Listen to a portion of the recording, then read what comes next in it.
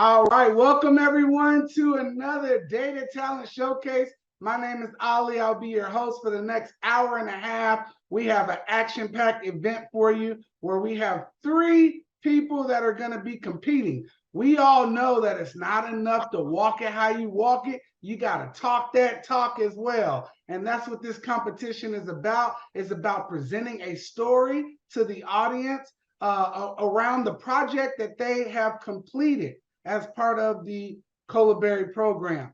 All right, so my agenda for this evening, number 1, I'm going to do a small intro. Then I'm going to introduce our guest judges for tonight. Then I'm going to introduce our contestants. And then one by one, they're going to go and present their story, and we're going to get feedback from the judges in between each presentation. After the 3 presentations, we're going to get the judges, we're going to conduct a poll and see what the crowd thought. Everybody gets their vote, and then we're going to see if that matches with the judges. Okay, and then after that, we're going to talk to the contestants. We're going to thank our judges, and we're going to be out of here by 5:30. How does that sound? Give me a thumbs up if you're good with that. But even more than a thumbs up, okay, I need those of you who know what I'm talking about. All right, everybody get that right finger in the air. Everybody put your right finger in the air, just like this. All right, not your virtual finger. Put your real finger in the air. Okay. Now, when I say so, I want you guys to take yourselves off of mute and give me a whoop whoop. Okay. Now, I don't want a whoop whoop like you got a baby in the next room and you're trying not to wake them. I want to feel the energy of the room. All right. So everybody, take yourselves off of mute and give me a whoop whoop. Woo-hoo! Oh, that was horrible, guys. That was horrible. All right, we're gonna have to try that one more time. I told you I need to feel the energy. I'm not feeling the energy yet. So everybody, take yourselves off of mute and give me a woo woo. Woo-hoo! Next up on our agenda is we want to introduce our wonderful judges. All right, Mr. Steve Sabin, why don't you tell us a little bit about yourself? Thank you, and thank you for letting me participate in this. Ali, I'm an ex-Navy guy, so there you go. I have been in the data field for over 30 years, 20 years with Deloitte. So I now presently a director in our global part of our firm, doing global data management services for our participating firms around the globe. So I'm very interested to see your presentations. I really love data. I kind of dig it. I never heard it called sexy before, so I'm kind of excited about that. So, thank you for having me participate in this. All right, thank you for being here. Next up, Joel. Is that Joe Beal? Yes, sir. Joel? That's you. Oh, sorry. So Joe Beal, happy to be here, Ali. Thank you for having me again. And going through the process, you made it very seamless. Joe Beal also worked for Deloitte. Been in the industry and lead our cyber practice in areas such as detection and response, and leading up a lot of our go-to-market areas there. I'm also the lead business partner for energy environmental, where data has been a true source of how we operate in our business today. But definitely had a 25-year career so far. And for me, it's been a journey, right? And that's been always surrounding data. We're now jumping into this Gen AI thing, right? No one knows what to call it yet, but excited to see everyone present and proud to see all the wonderful faces on the line. So with that, I'll hand it over back to you, Alan. All right, sounds good, Joe. Thank you for being here this evening. Next up, we have Gopi. Hello, hi everyone. Thanks for the opportunity, Ali here. I'm Gopi Panuluru. I am, again, one of the guys, was very passionate about data. I am in the industry for about 20 years or so. And, I kind of, worked into different areas. And my longest is in Honeywell. I spent about 15 years there. Last year I joined in the United Healthcare. Here, I lead the data engineering globally, and I'm a director. And again, as you mentioned, we got a lot of data, a lot of analytics, but generative AI has been one of the top things that we are also looking into, right? How we can leverage. But with the even though it's a healthcare, like heavy on the data, so I'm more work on the clinical space. So yeah, I'm definitely eager to see the presentation, and I haven't heard about Colaberry before, so great video. So get to learn a little bit. So again, thanks for having me here. All right, awesome. Fun fact, we've gotten people placed at United Healthcare Group and Deloitte. So that's pretty interesting. Okay, let's move on to the contestants. First up, we have Shalaja. What are you going to be presenting for us this afternoon? Yeah, hi Ali, hi guest. Today I'll be presenting about US tornado from the year 2000 to 2021. So basically it's a Power BI presentation. All right, Power BI presentation on US tornadoes. Sounds good. Okay, Esther, what are you going to be presenting for us? Hi, everyone. I'll be presenting data on healthcare investment and how it affects the length of hospital stays between the year 1990 to the year 2018. Okay, healthcare investment. Sounds good. Next up, we have Helen. What are you going to be presenting for us?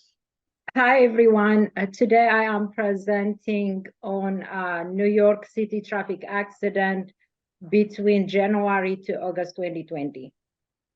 All right, fantastic. All right, well, you guys heard it. We have our contestants, we got our judges. Now it's time to get to the presentation. So I'm going to play some music for about 30 seconds. Okay, after that music, we get all loose. After that music, Shalaja, it is all yours. Players, put your pinky rings up to the moon. Girls, what y'all trying to do? 24-karat magic in the air. Head to toe so clear. Look out. Hi everyone, this is Shailaja Raghunathan. I'm the Senior Power BI Developer. Today I'll be presenting you my Power BI project on US tornado from the year 2000 to 2021. From my childhood, I was always captivated by the news and stories of these tornadoes. I remember flipping through the newspapers and seeing the images of large buildings and towns which are torn apart by these tornadoes. I was wondering about the incredible power of these storms, and the impact they cause always stayed with me. These tornadoes cause damage to property, but more importantly, loss of life, which is irreplaceable. They create an emotional trauma and they inflict economical and environmental harm on the affected areas. But can we stop these tornadoes? Can we prevent them? No. They are natural calamity, right? We cannot have power to do that. But can we use the knowledge, what we have done for analysis, and use it for effective planning of tornadoes for future? Absolutely. This is what I'm aiming in this project. So I have my US tornado data set. I use it for analysis, and then I reveal the patterns of the tornadoes, like which month the tornadoes are at peak, in which regions there are more fatality. So then we can use it for effective tornado preparation strategy. Now, this is the KPI and sub KPI. Here you can see my main KPIs are tornado count, fatality, injuries, length, and width. And I have my sub KPIs for all these main KPIs, which I have done year over year. Whenever there is a year over year increase in, say, tornado count or fatality or injuries, then it is not good, right? So I have given an alert. I have used the red indicator. Whenever the year over year values are decreasing, then I have used the green indicator. This is my KPI. Now here, this is the data model which I have used. So this data set, US data set, I have derived from a data set which is produced from the NOAA Storm Prediction Center. I have this data set in the form of Excel, which I have imported in the Power BI. Then I have used a US state region table to give the region column. I have used a calendar table. Then I created a fact table, that is the measures, which I have used the complex DAX formulas. These measures I have used in my KPIs, key performance indicators. I have my refresh date where it says the recently refreshed date of my data source. Then I have created a tornado impact table. This mainly I have used it for my waterfall chart, which I have used it in my dashboard. Now, before going to the insights, let me show you my dashboard so that we can have a analysis on that. So this is my dashboard. As you can see, I have a slicer which the user can interact, and we can see how my KPI values and other visualization, they change when I move the slicer. I have all my KPIs, main KPIs and sub KPIs in the left-hand side, which we already discussed, and the indicators. I have my line and cluster chart here with the KPIs and the year, which it can be drilled down further. I can drill the year to the month and day, which we'll be seeing soon. Now I have my decomposition chart. This is a very interesting visualization. And here you can see this gives the region and state where there are more fatalities. So as you can see, the South region has the maximum fatality, and you can see the states in the decreasing order. Then I have my tornado impact table. Here I have shown the changes in my year-over-year sub-KPIs, tornado count, fatality, injuries, all that. Then I have my line and cluster chart for region state. This visualization, I have created a drill through with the decomposition tree. When I click on the Midwest, you can see how it shows me the states which have maximum fatalities. Now, then I have my tornado count by state map. Here the user can see any one of the state, say Texas, and you can see how the fatalities are in Texas, and you can see the KPIs, the count and fatalities, all changes when I click on the Texas region. Now, coming to the positive insights. Here you can see in the year 2012, you can see how my year-over-year values, they are dropping down. Especially if we see for, say, Mississippi, you can see that my year-over-year tornado count is nearly 50% drop.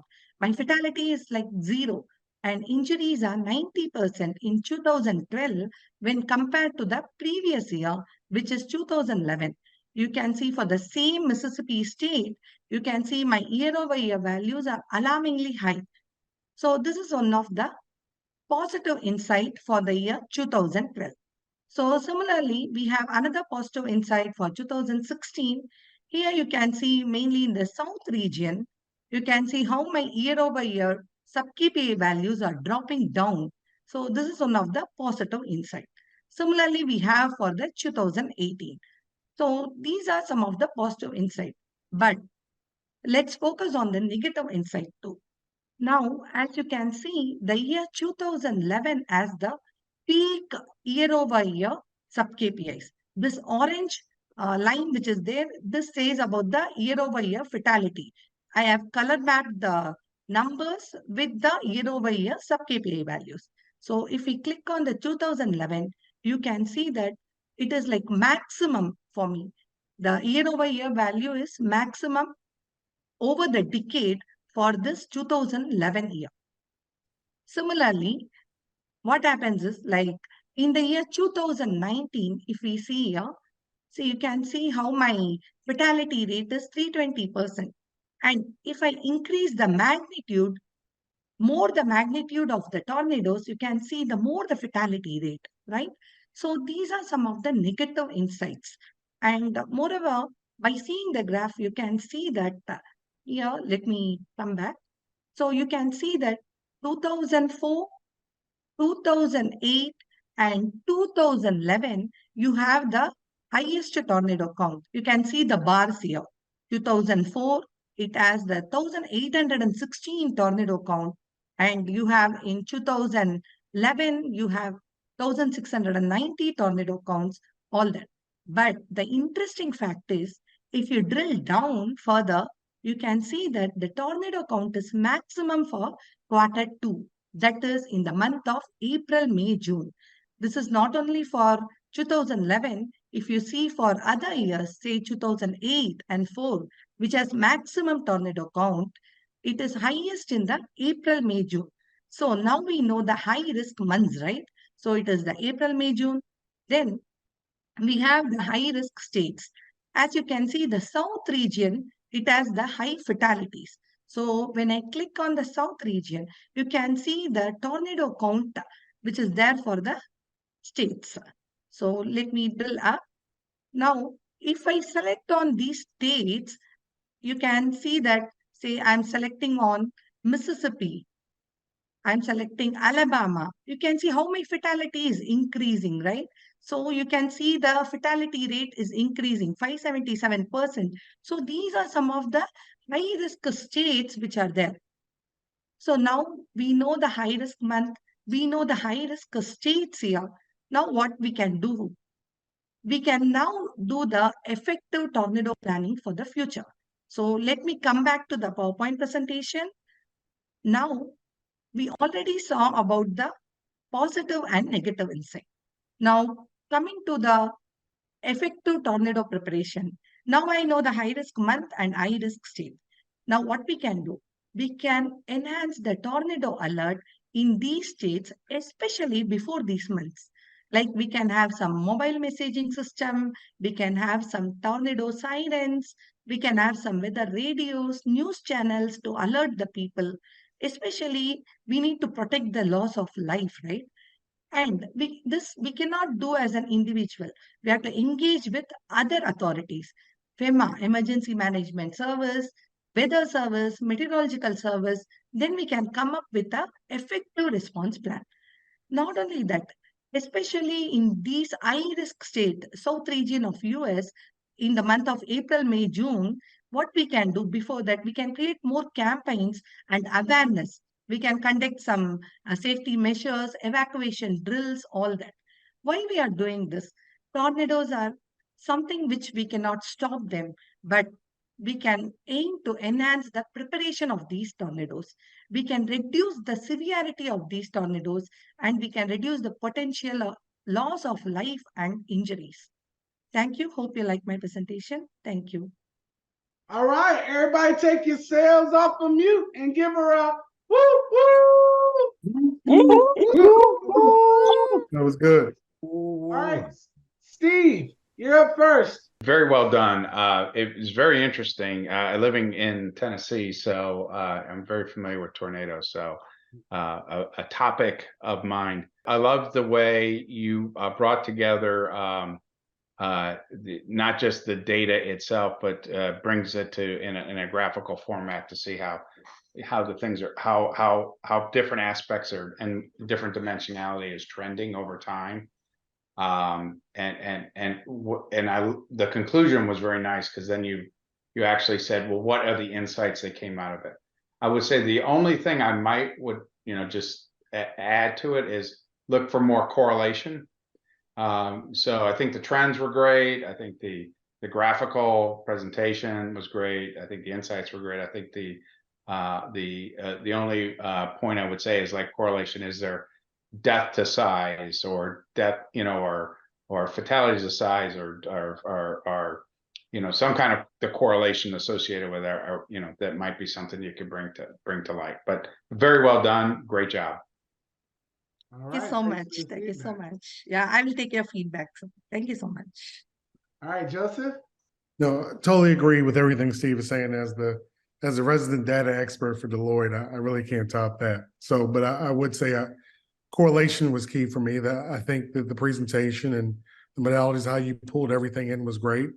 I think when you look at impact and the overall story, I would like to see like a deep dive into maybe the regions within those states to see if you get correlation of the information for demographic, county, and if there are things in the things that you've done, right, the different emergency response capabilities, could they be pushed out to those communities, those lower served communities? Because some of the areas in where we could improve and protect those fatalities, they may not have the ability to get access to that information. But I thought the macro view of what you presented was excellent. The data integration of what you've done, and then kind of the way you segment it to make it very easy to use, and also the trending over time was excellent. Thank you. Thank you so much. Yeah, surely I'll take your feedback. Yeah, thank you. All right, Gopi. Yeah, so I agree with Steve and Joseph. Fantastic, very, very good streamline of the story, right? Where you started, what are the things that you highlighted, right? Where you ended, not about the insights, but also you presented, what it could, you're recommending some actions and all of that. So fantastic.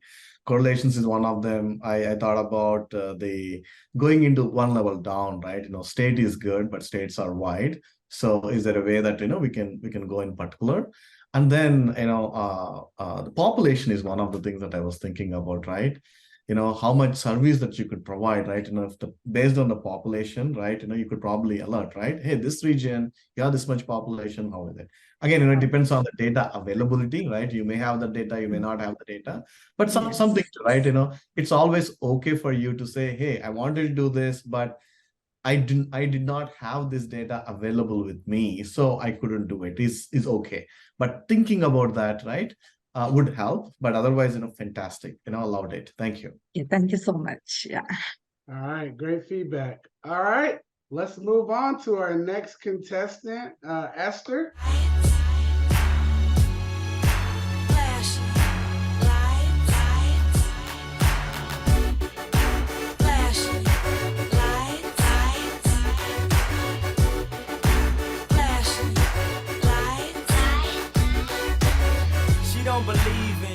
How many of us have ever attended the hospital or taken someone, or someone who has gone to the hospital and it took so much time for them to be taken care of or to be attended to? Maybe they needed to go through a screening, they needed to go through a scan, and it took way more time than maybe the time you had allotted it for or the time you expected. Now, in our picture here, we have two different people with two different conditions. We have James. James has been suffering from a backache since the last 3 days, and he is going to be seen at the hospital. And then we have Mary here. She needs to be seen too. As we can see, it looks like she got into a car accident, so she doesn't have a choice but to attend a hospital for medical care. All these two people will go through scanners, they will be scanned, they will be treated. But how do we make sure that Mary and James get the proper treatment in the shortest time possible? This brings me to my problem statement. With the increasing cost of healthcare, a lot of people do not want to go to the hospitals, or if they go to the hospital, they don't want to spend so much time there. And also we see that the hospital too, they want to make the revenue. So how do we make sure that the hospitals make the revenue they want, and also the patients are attended to in the shortest time possible? Now, my data, I collected it from OECD countries, which is short for Organization for Economic Cooperation Development countries, which are countries that have come together to share economic policies to help with economic growth. My name is Esther Karanja. I'm a Power BI developer at Colaberry, and the project I'm presenting today is healthcare investment and health and length of hospital stays. In my data dictionary, my main table was hospital stay and investments, and that is my main table. And then I created measures which I used to come up with my insights and my KPIs. Also, I created a waterfall table, and this waterfall table just shows the decrease and increase in the KPIs year over year. And then we have our refresh days, just when the data are being refreshed. This is my dashboard. And in my dashboard, I'm just gonna go over the KPIs. Our main KPIs, we have the hospital stay, we have MRI units, we have CT scanners, and hospital beds. And then the sub KPIs are just all year-over-year differences. And we have the year-over-year for hospital stay, year-over-year for MRI units, year-over-year for CT scanners, and year-over-year for hospital beds. Now, I have my slicer here, and it's just slicing by year. So if you want to view specific years, the slicer is gonna help us show specific years we want to look at. Now, one thing I would like to point out, as we see here, the year-over-year for hospital stay, when the number is negative, we see our indicator is green. The reason behind that is because we don't want the patients to stay longer than they need to in the hospitals. So the lesser the number of days spent at the hospital, the better it is for the patient. So that's why we have it as green when the number goes below 0. Now we have 5 charts. I created a hospital stay by year chart, and here we're just looking at how the hospital stay was from the year 1990 to the year 2020. And then the second chart is hospital stay by region. And here we have the capability of drilling down. So the specific region, you can drill down to whatever region you want to view. The next one, we have hospital stay by location. And in this one, we are showing the hospital beds. The color represents the beds. And then the size of the bubble represents the hospital stay year over year. And then we have the waterfall chart. And with the waterfall chart, as I mentioned up here, when the number is negative, it's a green indicator. We are facing down. Here is the same thing too. When there is less number of days spent at the hospital, the indicator turns green. And the last one, we have hospital beds by region. And this just shows the number of hospital beds in each region. And also here, we have the capability of drilling down to the specific region that are represented, the specific locations that are represented. Now, I want us to focus in 3 specific years, and I'm just gonna select them up here. I'm gonna filter the data. So the 3 specific years I want us to focus on, and we'll grab our insights from here too, is from the year 1995 to 1997. As we can see here, in the year 1995, the hospital stay was negative 2%. And then we see the MRI units didn't have any much investment, the CT scanners and hospital bed. But in the year 1996, we see a hike in the hospital stay. After the hike, they had to invest more in the MRI units, the CT scanner and hospital beds. As we can see with the numbers, they're triple-digit numbers. And after the investment, we can see it having an impact with the hospital stay because the number of days spent at the hospital went down by negative 15%.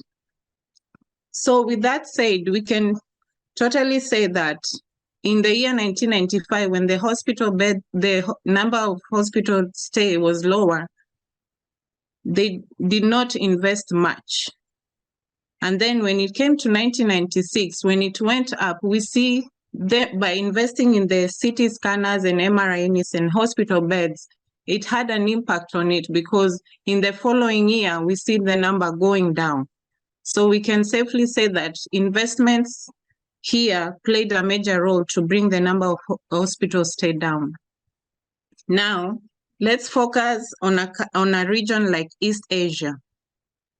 So East Asia has the highest number of hospital stay. And we can see that from this chart here, the East Asia is following the same routine. In the year 1995, East Asia days of hospital stay was lower, but then it increased in 1996. And after the increase, which was very high, they had to invest heavily on MRI units, CT scanners, and hospital beds. And we can see that having an impact the following year because the number of hospital days spent at the hospital went down with a big number. Let's go back to our original data, original dashboard. In our original dashboard, we see the Southwest Asia has the lowest average number of hospital days. We can see it's averaging at 4.46. Now, with that said, if you look at the chart here, you see that in Southeast Asia, they look like they're always investing on the CT scanner, MRI units, as we can see from the chart. And the more they invest, the less the number of days spent at the hospital. So we can say that Southeast Asia is doing something right to help keep the number of hospital stay down. Here, as we look at the hospital beds, and still focus on Southeast Asia,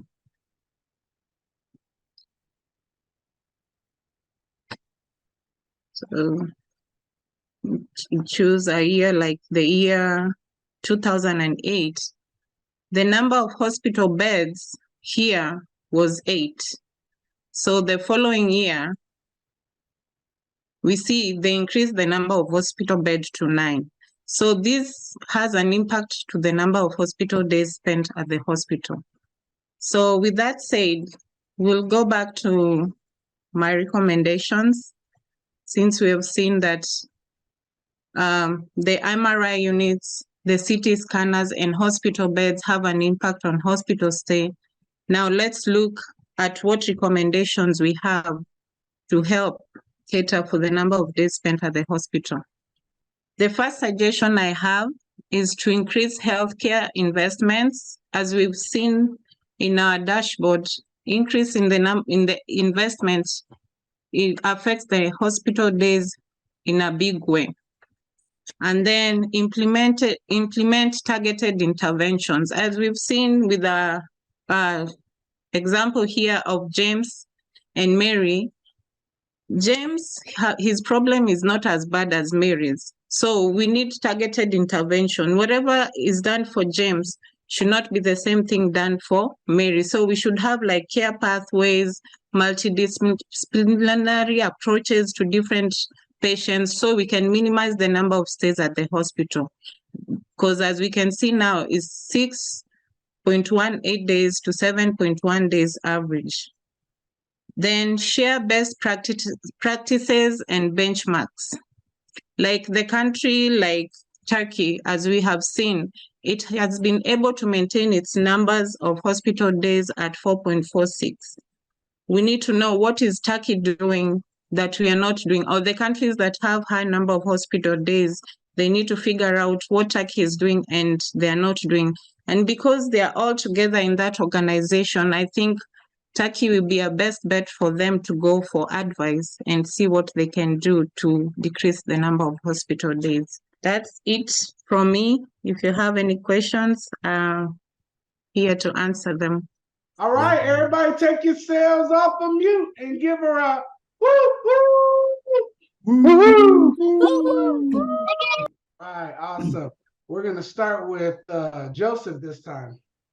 So I love the presentation, you know, and Steve, one of my other jobs as well is the cyber leader for our international development organizations, USAID and what have you. And I see direct application to what you've done here. I had a few questions. One, you know, based on your data set, it was a little unclear about the days, whether it was hospital stay versus days, and making that more clear would be great. And I would love to see for you what the change would be in your data if you had included the pandemic and how that affected the regions and the countries that existed, right? And how that difference between the pandemic occurring and the major investment in all those countries and regions as compared to the US would have been affected. I think that'd be awesome. But I think it's just one additional data set added, and you have true application to real world scenarios that could solve problems for global health for USAID. So excellent job done. I'll leave it to the other gentleman. And definitely one that's this is me on this call from United Healthcare, but I thought it was a great, great application of the data sets that you had that can provide real world answers to questions. So well done. Thank you. Gopi. Yes, sure. Yeah, good job. Thank you. I think you got definitely a lot of knowledge that you exhibited. Length of stay. That is one of the actual things that we are currently working on. Not to give you too many details, but in the clinical space, right? One of the things that we do, our business is inpatient case management, and really look to bring the length of stay down. Being the payer side, right? Definitely the cost is a thing, right? So Yes. so I think definitely got nicely picked the topic, and definitely looking into the first I kind of confused about the what is the healthcare investment, but I think as you talked about it made sense. The numbers is something that I was not sure. The MRI units and CT scans. I was is it like the total that you are representing there, or is it always like previous year to current year difference, right? I know there is a percentage, but the totals I wasn't sure. One, the other item is uh, hospital beds, right? Decreasing the length of stay. That correlation is something that I couldn't really understand, right? When you are increasing the hospital beds, right, how the length of stay could go down, right? That correlation is something that didn't make sense to me. But otherwise, you kind of looked into different aspect of it. You got a thought of correlation. What we gave last presentation, right? And it would have been better to look into correlation. So we see that from your presentation. You have that thought that you need to do that's good. So overall, and a good job that you got everything nicely done. Thank you. Thank you. Great job. A topic very interested in. Prior to working at Deloitte, I was actually in healthcare data analytics. So actually I got my MBA in healthcare finance. So it's a topic near to my heart. I appreciate you looking at trends and even taking a long-term view of that. That's important, because short trends sometimes don't show the true vision. I would, if you're going to provide insights, I would, even though looking at a long-term view, I might take a time frame that was more current. A lot has changed in 20 years. And even though taking that long-term trend view is important, for your examples, I would take something more current. And I do appreciate you taking the time to look at correlations. And though I gave that as advice on the last example, I would also say be careful when you do the correlations, because correlations need to also be very holistic. And even though we want to be data driven, be careful with the limited amount of data that you have. So you have to take into account external impacts. I think Joe said it kind of right with I didn't think about it at the time, but like even the pandemic or other external factors. So something to keep in mind. Is it the data you're just looking at and analyzing it, or could there be some other external factors that are impacting the trend or the anomaly you're looking at? But very good job. Great topic. Well done. Thank you. Thank you. All right, fantastic. We got one more presenter, Helen. I see a vision of ecstasy. When you hold me, I'm alive. We're like diamonds in the sky. I knew that we'd become one right away. Oh, right away. Hello, everyone. Let me ask you a question. How many of you have been in New York City and found yourself stuck in traffic for hours? It's widely known New York City faces challenges with their busiest street and heavy traffic flow. Even if you've never been in New York City, I'm sure you heard about it. Let me ask you another question. How do you think the city can address this ongoing issue and improve transportation efficiency for both residences and visitors? My name is Helen Dow. I'm a Power BI developer. Welcome to our data-driven journey through the busiest street of New York City. In this presentation, I will explain the data set of New York City traffic accident from January to August 2020. In 2020, New York City experienced a scientific increase in motorist death and bicycle injuries, while pedestrian fatality death reached a record low. The COVID-19 crisis affected commuting patterns, leading more speed-related issues and growth in bicycle accident injuries. Despite reduced city activity, 239 people lost their life in traffic accidents, compared to 214 in 2019. This number of car accident deaths nearly returned to the Vision Zero program started in 2014. If it was not the scientific decrease in pedestrian death, the number of fatalities would have been over the level where all other categories of road users reaching the record high number of fatalities. This is my KPI. For my main KPI, I use number of crashes, number of fatality, number of injury, severity rate, and collision rate.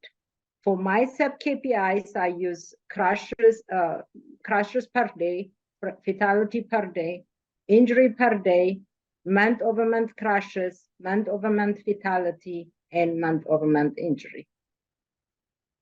This is my data dictionary. I have my main table here. I created also calendar table and crash time table.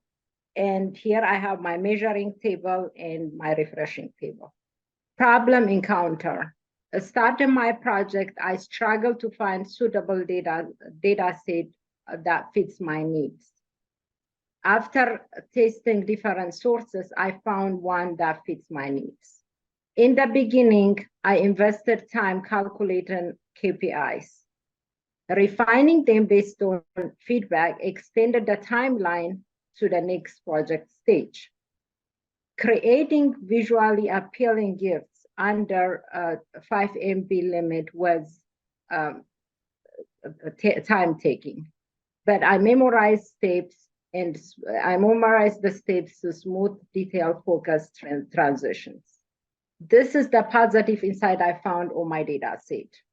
The positive insight in this was the number of fatality in Staten Island, which was 6 fatalities, was approximately 77.78 lower than Brooklyn, which was 24 crashes from January to August 2020. Another positive insight I found was the lowest number of fatality occur on Thursday, which was 14 crashes from January to August 2020, compared to Saturday, which was 33 crashes, which was approximately 57.58% lower than Saturday. So Thursday is better than Saturday. Just like the positive insight, I have negative insight. I found negative insight as well. One of the negative insight I found was on Thursday and Friday, which experienced the highest number of crashes per day. The number of crashes increased on Thursday, which was 47 crashes per day, which was 20.51% compared to Sunday, which was 39 crashes per day. The number of crashes increased on Friday as well, which was 51 crashes per day, which was approximately 30.77% higher than Sunday, which was 39 crashes per day. Another negative insight I found was that Brooklyn has the highest crashes per day, which average 70 crashes per day in Brooklyn. compared to Staten Island, which was 6 crashes per day, which approximately Brooklyn has the highest crashes than Staten Island with 1,066.67% higher. Suggestion and recommendation. My suggestions are, number 1, increase enforcement. Due to 2.4 rise daily accident in February compared to January, this means more police, stricter enforcement, and focus awareness in risky time in areas. Number 2 is safety road. Invest in Brooklyn roads. That was 1,066.67% crashes per day than Staten Island, which improved lighting, marking, safety at intersections. Number 3, awareness and education. Better road safety for all. Highlight rules, speeds, and alertness. Focus on day like Thursday and Friday. Number 4, data-driven analysis. Track crash pattern and risk zone. Use research and address speeding, distractions, and road issues. Number 5, collaboration.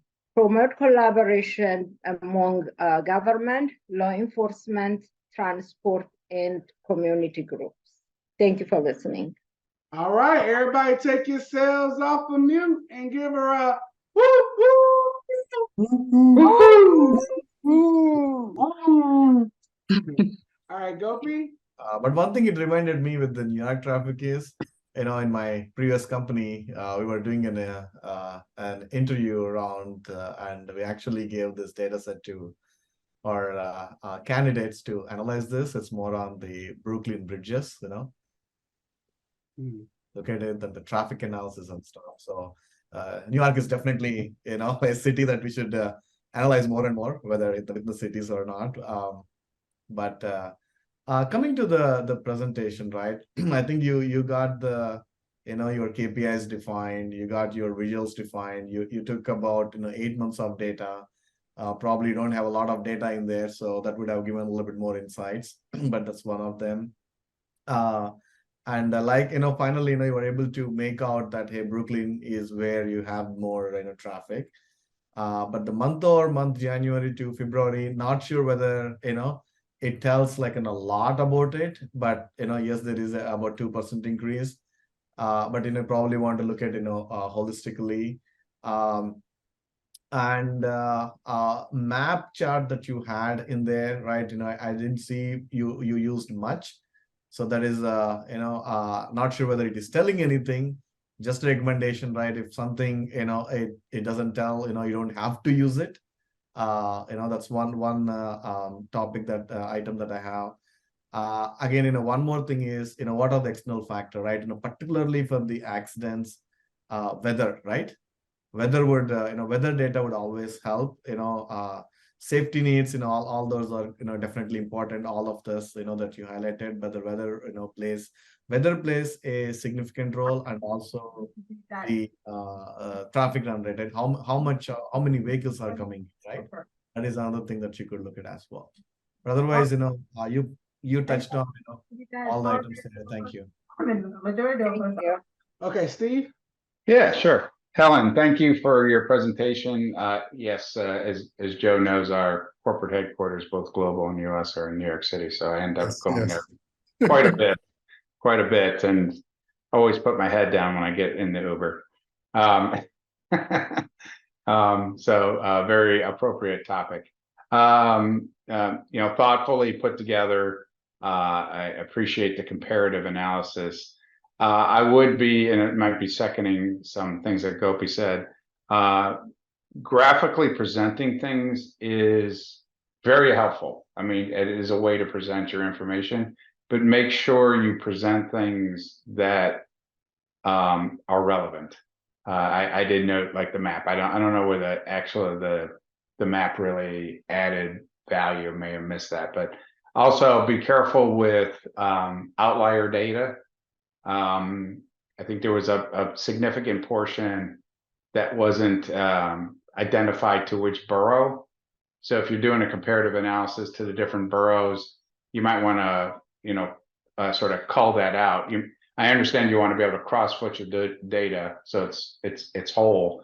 But when you're doing, because it was such a high number, and that's understandable. But when you're looking at relative comparisons, you might want to just sort of exclude that because your eye gets caught over there and you start looking at the exceptions. So just be careful. Sometimes data, we want to be data driven. We want to be as objective, but the presentation, you just use that data as appropriate as possible to get your point across. So thank you for your presentation.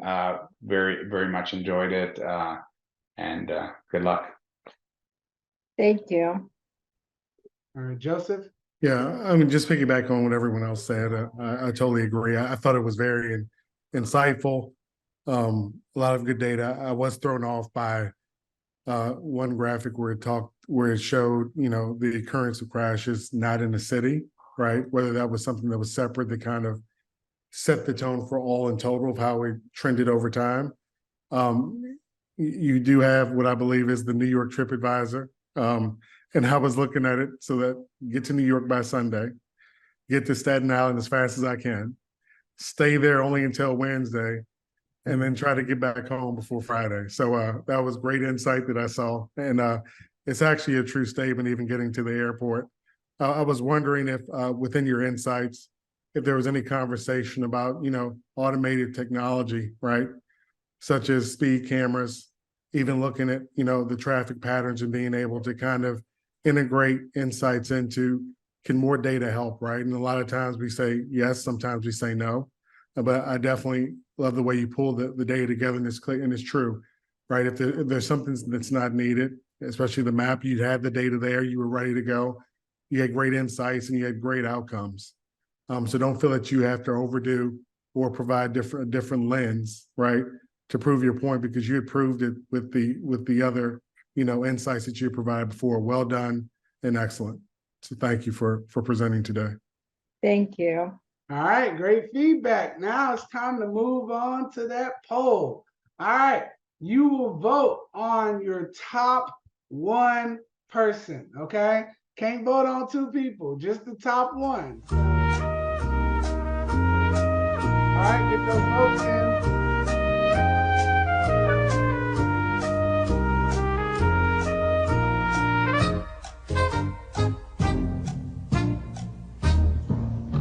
You guys ready to see who the crowd chose? All right, let's see it. Look at that. Look at that. A dead tie. Uh-oh. There you go. Look at that. Dead tie. Okay, Shalaja and Esther tied for first place. And then Helen coming in third. Now, judges, you may not know, but there's a little cash prize involved. And basically, it's going to be based on you guys' results. All right. So no pressure, no pressure. All right. Let me check it. Looks like we got our results in. All right. Third place is consistent with the judges. Helen got a 6.7, organization 6.7, presentation 6.7, originality and creativity 7.3, neatness 6.0, knowledge of material 6.7. All right, so we know we got a tie, Shalaja and Esther. So let's see what the judges think of Esther. Esther got a 7.3, 7.7 organization, 7.7 presentation, 7.7 originality and creativity, neatness 6.3, knowledge of material 7.0. But the real question is, what do the judges score Shalaja? It's tied through the poll, but now we have the judges. All right, let's see. Oh, and our winner tonight is Shalaja with a 7.9, 8.7 organization, 8.7 presentation, 6.7 originality and creativity, 7.3 neatness, 8.0 knowledge of material. Congratulations, Shalaja. You have won the event for tonight. Thank you. Thank you so much. Thanks to my mentor, my team, and all my friends. Thanks, Ali. I know for this project how I got. Yeah. Thank you so much, guest. And I love all your feedback. I will just take that and I will improve my presentation. Thank you so much. All right, awesome, awesome. Helen, I would like you to tell us what you did before Colaberry and how was it preparing for this presentation? So before Colaberry, I was dental hygienist in Germany. Preparing for this presentation, I have my extended family for Colaberry, my internship group, Devian, Abel, Zayad. Anytime I want to present them, they was there to listen to me, give me feedback, and yeah, I was practicing with them. And thank you for everybody helping me out. All right, awesome. All right, Esther, tell us what you did before Colaberry and tell us what it was like preparing for this presentation.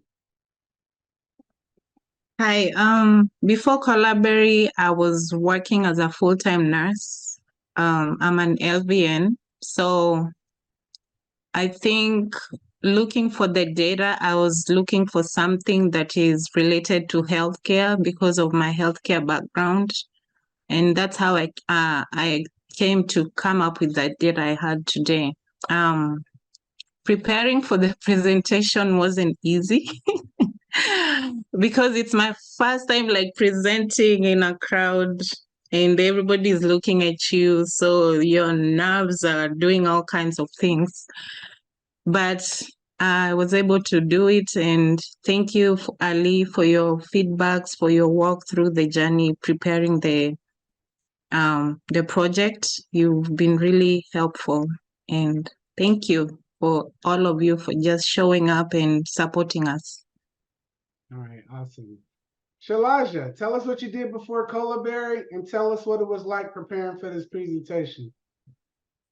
Yeah, sure. Before Colaberry, actually, I have some IT knowledge, but it's been a little break. And Colaberry helped me to rekindle my interest in IT and definitely in SQL, SSIS, Power BI. It's not like limited. We are able to explore everything and we have that liberty to do it. And we have excellent mentors, like we have Ali and my mentor Minna, my super mentor Ahmed, and my team, like all my friends, they encourage me. Yeah, I can see the team effort here. Like it's like if you know something, just brainstorm with others, right? It's not a competition, right? It's like more of like brainstorming and getting the skills. You're good at SSIS, somebody, your friend is good at Power BI. Come on, just brainstorm and they encourage, they support each other and they give liberty to explore. That's what I feel very good about Colaberry. Thank you so much. All right, awesome. All right, judges. Stephen, what did you think of the event? It was very well done, very well put together. I love the sort of the global feel of it all, since I'm in a global role. So I love that. Different perspectives, the diversity of thought, the diversity of backgrounds I'm a big advocate and proponent of that, because otherwise you get into the rut of groupthink. So I liked just the different perspective, the different topics, unique and interesting. I would second what Elijah said about teaming. As you get into the workforce, you absolutely have to team and collaborate. It's an essential point of that. So I'm glad to hear you've got mentors and teaming. And please realize, we gave this a critical eye with the what you did well and places you can improve. Just realize when you get into the workforce and into this area as you move along, that is part of it. You take the feedback, grow from it, and improve upon it. And it's all it is part of the journey that you're about to embark on. All right, awesome. Joseph. You said it well. You said it well. I want to, take a moment to also give a hand to the mentors and the team that supported everyone. I could definitely tell that you worked long and hard to pull this together, and you provide insights, even as we went through the different subjects, even flipping through, it was apparent that everyone spent their time and they were thoughtful and insightful in how they wanted to present the data. And seems right? This is a part of the process, right? As you go through and you're talking about data-driven dashboards, as well as thinking about regression testing, or even looking at the different models you choose, that's the part of being a consultant, right? And definitely having those peer reviews, making sure what I call your brains pump peanut butter, right? No hard feelings, but you have to make sure that, your product only gets better when you do it together. I think each of you had, an individual significance to how you presented your data. You all brought your authentic self, and it showed well. And I was just happy to see the diverse faces on the screen, excited for the future, right? We always hear about how bad technology and we don't have enough qualified people out there. You prove that wrong today, all right? Continue to do what you do, continue to stay focused, continue to drive for the right answer, and, continue to look at the devil in the details of the data. All right. Thanks, Joseph. Gopi? Hey, this is really good, well done, right? From a presentation standpoint, right, organization standpoint, and I see the support that has been provided to each of the presenters is fantastic. I could actually see that, they learned a lot, right, as they are presenting through.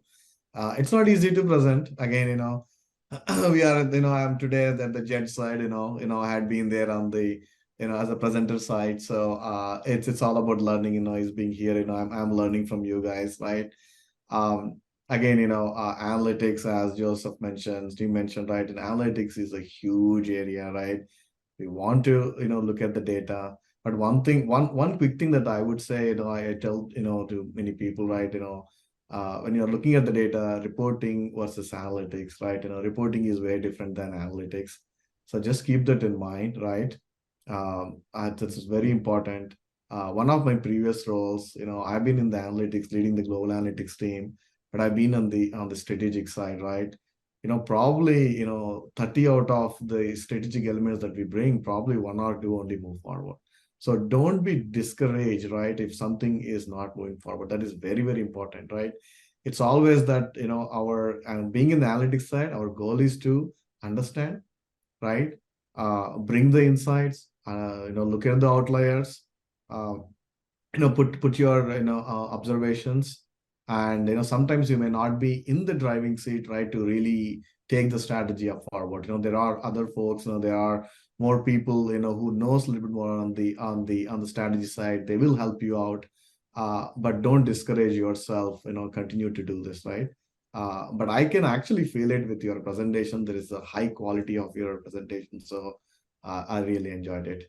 Thank you, guys. All right, we appreciate you judges coming out. I have a Marine Corps background, and I built this program like a Marine Corps boot camp. So, what you see is about, most of them are about a year, right around a year of being in our program.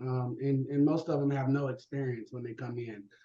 So we put them through the ringer. We make sure that they collaborate. We've taken all of the things that being a good developer is about, that grit, problem solving, troubleshooting, figuring out presentations, right? All of the components that it takes to make a good worker in this field, we put into this program, and we use AI, machine learning, to enhance their the speed at which they learn, right? And so when they end up graduating from our program, they're equivalent to someone who's about 3 to 5 years experience. They're using AI as well. They're using ChatGPT.